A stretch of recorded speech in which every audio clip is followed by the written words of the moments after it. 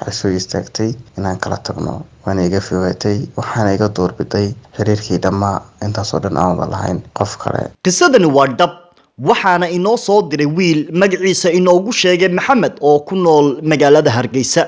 Maxamed wuxuu yiri taan doortay baa mid kale iga raacday iguna cidlaysa nolosha anigoo garabkeeda u baahan. haddaba qisadani jacayl oo ah mid qalbigaaga dhaqaajin doonta intaanan guda gelin bal aan hal iyo laba ka xuso sidaad inooga barateen qaar ka mid ah daawadayaasheena iyo fikradihii ay dhiibteen toddobaadkii tagay. haddaba markasta ayaha nolosha TV oo u taagan inuu wacyigeliyo dhalinyarada iyo inuu soo bandhigo marxaladaha nolosha dhabta ah ee dhalinta wuxuu u mahad celinayaa asxaabta markasta sida niyadda ah ula taliya dhalinyarada amaba dhibanayaasha aynu soo baahino wayna u riyaaqeen runtii talooyinkiina wayna ku najaxeen. Cabdalla oo la talinaya Saara ayaa yiri go'aan geesinimo leh ayaad qaadatay walaal daacadnimadaada ayaadna ku meel gaari. Juweeriya ayaa iyana waxay tiri waan ka xumahay walaal dadka waxa ku jira dad xun.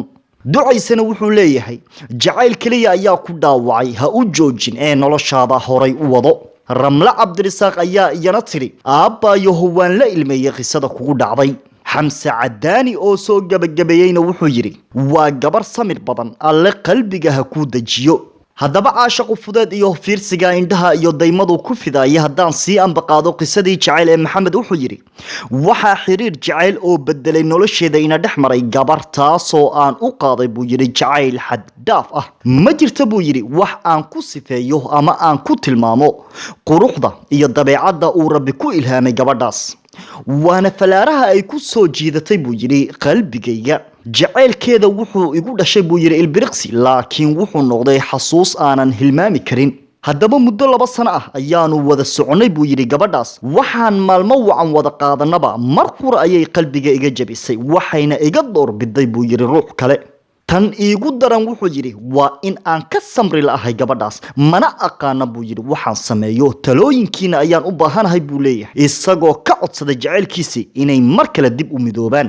haddaba jacaylku wuu wajiyo badan yahay waxaana mar kasta wacan inuu qofku yeesho samir iyo dhabar adag uu ku wajihi karo daruufaha ku gadaama noloshiisa. waa kan Maxamed oo ka sheekeynaya waayihii jacaylkiisa. dhammaan bahda ayaha nolosha aad baan idin salaamay. magacaygu waa Maxamed Farxaan waxaan joogaa Hargeysa. waxaan mahad celinayaa bahda ayaha nolosha TV sida ay quruxda badan ay talooyinka u bixiyaan. qisada aan rabo inaan ka hadlo waxa weeye gabar ayaa qalbiga iga dhaawacday. waxaan wada xiriireynay waqti badan ugu yaraan ugu badnaa waqtigan wada xiriireynay waxay ahayd 2 sano ayaan wada soconay.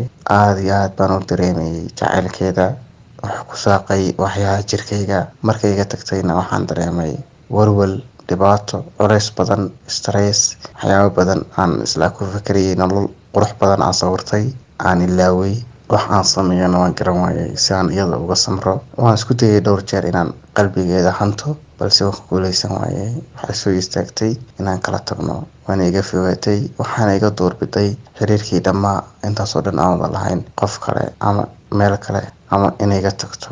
waxaan ka codsanayaa bahda ayaha TV inay ila taliyaan waxaan gabadha ku ilaawi lahaa. waana mahadsantihiin. waxaan u mahad celinayaa bahda ayaha nolosha TV sida quruxda badan aan ula wadaagay qisadayda. waa tabintii shaacir. haddaba daawadayaal si aad uga bogataan sheekooyin iyo qisooyin dhab ah oo quseeya waayaha nolosha ku xirnaaw oo subscribe saar page-kan cusub ee ayaha nolosha TV inala wadaag oo inoo soo dir maalmaha murugada iyo mahadada kugu beeray ee aan ka go'in xasuustaada adigoo fariin inoo soo diraya.